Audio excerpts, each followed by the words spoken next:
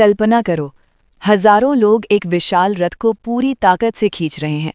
चारों तरफ जय जगन्नाथ के जयकारे गूंज रहे हैं। लेकिन अचानक भगवान का रथ बीच रास्ते में रुक जाता है। लोग जितनी भी कोशिश करते हैं, रथ 1 इंच भी आगे नहीं बढ़ता। आखिर ऐसा क्यों हुआ? क्या ये कोई चमत्कार था या फिर भगवान जगन्नाथ किसी खास व्यक्ति का इंतजार कर रहे थे? कहते हैं उस दिन भगवान ने अपने एक ऐसे भक्त का इंतजार किया जो मंदिर के अंदर कभी दर्शन भी नहीं कर पाया था। उस भक्त का नाम था सालबेग। आज की कहानी आपको बताएगी कि सच्ची भक्ति में इतनी ताकत होती है कि भगवान भी अपने भक्त का इंतजार करते हैं। एक बार की बात है, ओडिशा के पवित्र शहर पुरी में स्थित जगन्नाथ मंदिर। पुरी में हर दिन हजारों भक्त भगवान जगन्नाथ के दर्शन करने आते थे। मंदिर का वातावरण भक्ति, मंत्रों और घंटियों की ध्वनि से गूंजता रहता था। दूर दूर से लोग अपने भगवान के दर्शन के लिए आते थे, क्योंकि माना जाता है कि जो सच्चे मन से जगन्नाथ का नाम लेता है, उसकी हर पुकार भगवान जरूर सुनते हैं। उसी समय एक महान भक्त हुआ करते थे जिनका नाम था सालबेग। सालबेग का जीवन बहुत सरल था, लेकिन उनके हृदय में भगवान जगन्नाथ के लिए गहरी भक्ति थी। वे दिन रात भगवान का नाम जपते रहते थे और उनके लिए भजन गाते थे। लेकिन एक बड़ी समस्या थी, उन्हें मंदिर के अंदर जाने की अनुमति नहीं थी। हर दिन सालबेग मंदिर के बाहर खड़े होकर हाथ जोड़कर भगवान से प्रार्थना करते थे।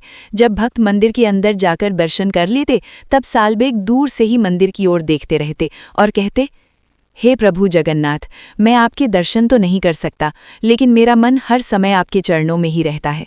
समय बीतता गया और सालबेग की भक्ति और भी गहरी होती गई। वे भगवान के लिए भजन लिखते और गाते थे। कहते हैं कि उनके भजनों में इतनी सच्चाई और प्रेम था कि उन्हें सुनकर लोगों की आंखों में आंसू आ जाते थे। लेकिन एक दिन अचानक सालबेग बहुत बीमार पड़ गए। उनकी हालत इतनी खराब हो गई कि वे उठकर चल भी नहीं पा रहे थे। उस समय उनके मन में सिर्फ एक ही इच्छा थी, काश मैं एक बार अपने भगवान जगन्नाथ के दर्शन कर पाता। उस वर्ष पुरी में रथ यात्रा का समय आ गया। ये वही पवित्र दिन होता है जब भगवान जगन्नाथ अपने विशाल रथ पर सवार होकर मंदिर से बाहर निकलते हैं और पूरे शहर में यात्रा करते हैं ताकि हर भक्त उन्हें देख सके। पुरी की सड़कों पर हजारों लोग इकट्ठा हुए। विशाल रथ को रंग बिरंगे फूलों और झंडों से सजाया गया। भक्त रस्सियों से रथ को खींचते हुए जय जगन्नाथ के जयकारे लगा रहे थे। पूरा शहर भक्ति में डूबा हुआ था।